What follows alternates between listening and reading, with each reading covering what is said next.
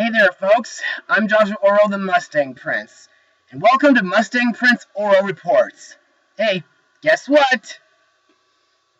My evil twin Anti-Josh is dead. Thank goodness I won't be getting any more crap from him anymore. Now, I know I'm running a little late, but it's time to begin my September marathon. So, let's start off by talking about one of the most famous British novelists, J.R.R. Tolkien. Now, I need to be frank when I say that his stories weren't anything special during my childhood, due to the fact that I never read his Lord of the Rings books. In fact, I didn't even know about the series until Fellowship of the Ring was released by director Peter Jackson. And I'll admit, it was pretty good, but in my opinion, it's still not up to snuff with any fantasy stories like Harry Potter or Chronicles of Narnia. Now, I didn't watch The Two Towers, but when my dad took me and my sister to see The Return of the King, I didn't like most of it due to all the war violence and nightmare fuel that happened in it. And I know what you might be asking, did I watch the animated versions that were made by Ralph Bakshi? Well, no, I didn't. But there was one book from Tolkien's library that did interest me, and that was the prequel story known as The Hobbit. In my eyes, it was a very interesting book filled with so much fantasy, and the idea of the villain being a dragon was really neat. And you know that ever since 2010, book series finales like Harry Potter and Twilight have been split into 2 movies? Well, from 2012 to 2014, Peter Jackson released The Hobbit into 3 movies. But it made me wonder why he did, when he could have made this book into 2 films like the other book finales. But on the subject of The Hobbit, I'll be taking you guys back to the 1970s when the first film adaptation was made. Airing on NBC on November 27th, 1977, the movie is The Hobbit. So, let's begin. Bilbo Baggins, the Hobbit, was just minding his own business when his occasional visitor, Gandalf the Wizard, drops in one evening. One by one, a whole group of dwarves drop in, and before he knows it, Bilbo has joined their quest to reclaim their kingdom taken from them by an evil dragon named Smaug. The only problem is that Gandalf has told the dwarves that Bilbo is an expert burglar, but unfortunately, he isn't. So, what did I think of this film? Well, it was pretty good. I mean, it's not the best animated fantasy film I've ever seen, but it's still good in its own way. But in order to further explain more about it, let's move on to Mustang notes. The film was produced and directed by Arthur Rankin Jr. and Julius Bass of Rankin Bass Productions, and was adapted for the screen by Romeo Muller, with Rankin taking the additional duties of production designer. When interviewed for the film, Rankin declared that he would add nothing to the story that wasn't in the original. The New York Times reported that The Hobbit costed $3 million. The Hobbit was animated by Topcraft, a now defunct Japanese animation studio, whose animation team would reform as Studio Ghibli under Hayao Miyazaki. Topcraft successfully partnered with Rankin Bass on several other co-productions, including The Last Unicorn, which I blogged last January. According to Rankin, the visual style of the film took its basics cue from the earlier illustrations of Arthur Rankin. While Topcraft produced the animation, the concept artwork was completed in the U.S. under the direction of Arthur Rankin.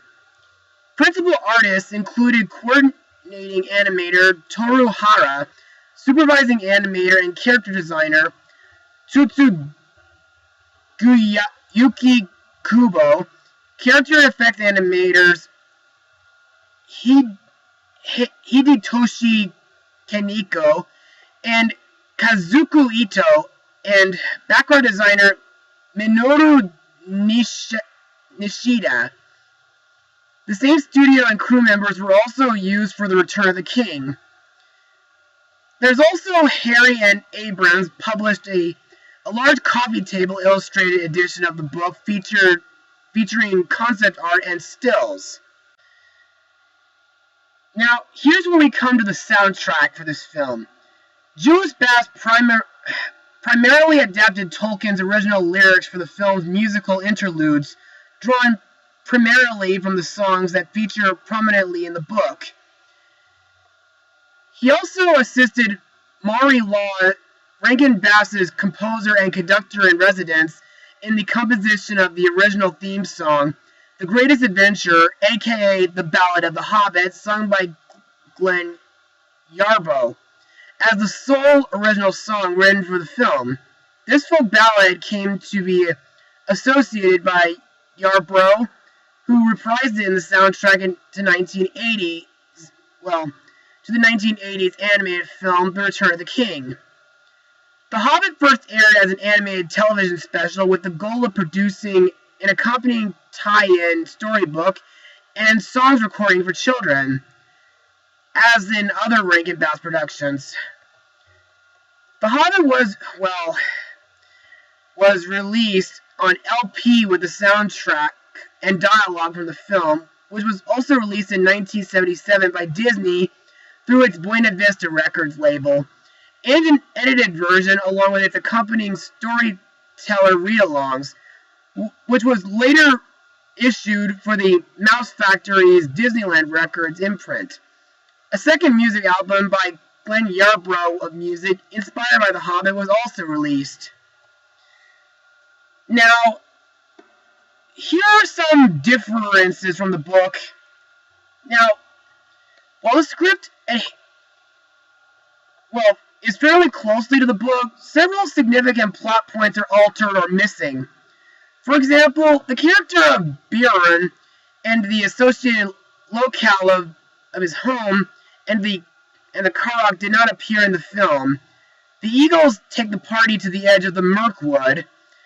Although the film lingers on the dwarves reclaiming their treasure, the Arkenstone is not mentioned and is replaced with truncated verbal negotiations and Gandalf's sudden appearance. Thorin's anger at Bilbo and subsequent forgiveness appear in the final scene.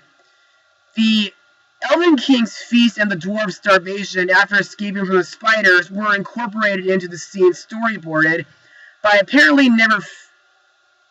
was apparently never filmed, leaving a reference to it without explanation in the subsequent dialogue.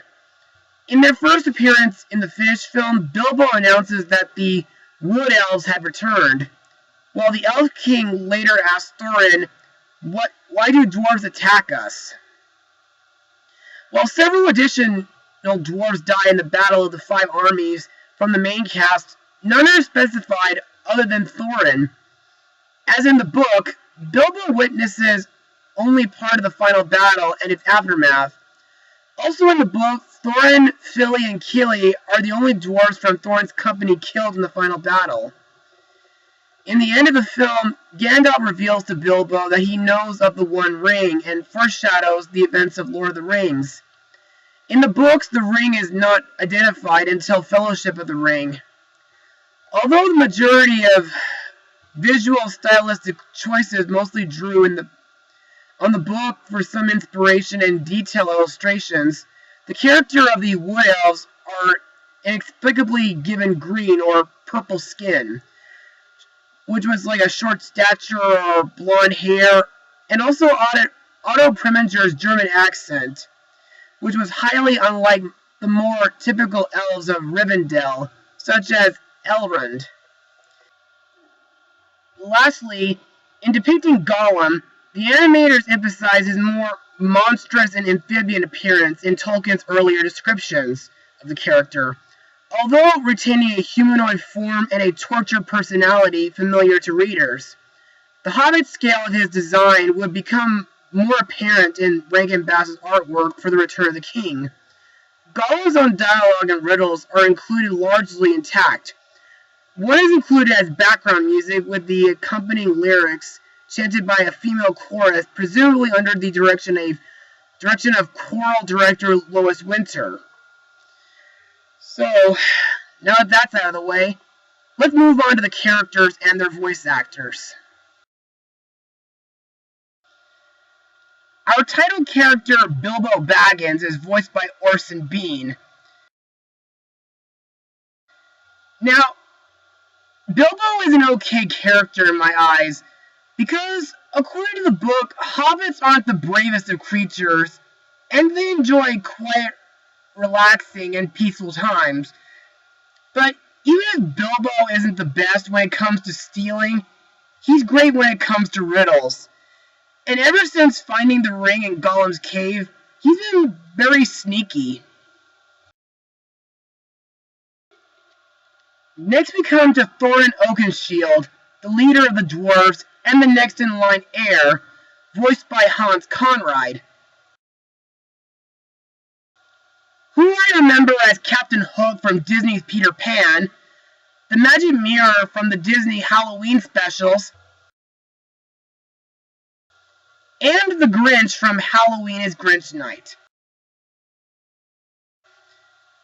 Now, I see Thorin as a very important part of the story, and some parts of the film do seem to revolve around him, making me believe that he should be the main character instead of Bilbo. I mean, he starts off good and friendly and helpful towards Bilbo and the other dwarves, but after Smaug is killed, Thorin becomes all power-hungry and greedy and aims to keep all the treasure to himself and his dwarves. Next we come to the wizard Gandalf, voiced by John Huston, who after this movie narrated Disney's Black Cauldron, but we'll get into that next month. Anyway, in my eyes, Gandalf is one of the most badass fictional wizards next to Merlin or Dumbledore. Not only does Gandalf accompany Bilbo and the dwarves for part of the journey, but he also manages to save them from certain creatures like trolls or goblins. And lastly, we come to the main villain, Smaug, voiced by the late Richard Boone.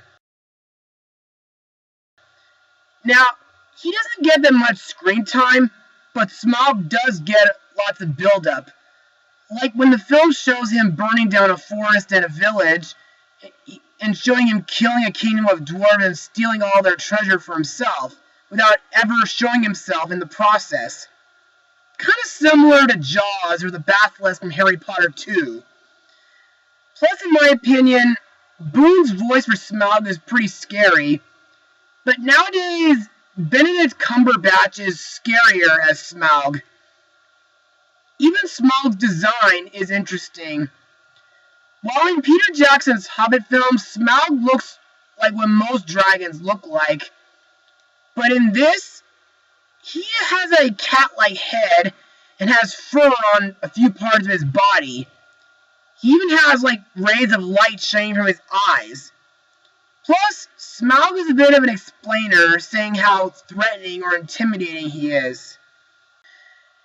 And now it's time to move on to my final words. Overall, The Hobbit is a good film, but not the best animated fantasy film I've watched. But the animation is interesting, the characters have great designs, and the songs and background music is nice. And the story is still well told and sticks pretty close to the book. As for my rating, well, I'll give this film a 76%. If you want to introduce your kids to an interesting fantasy story, look no further than this movie.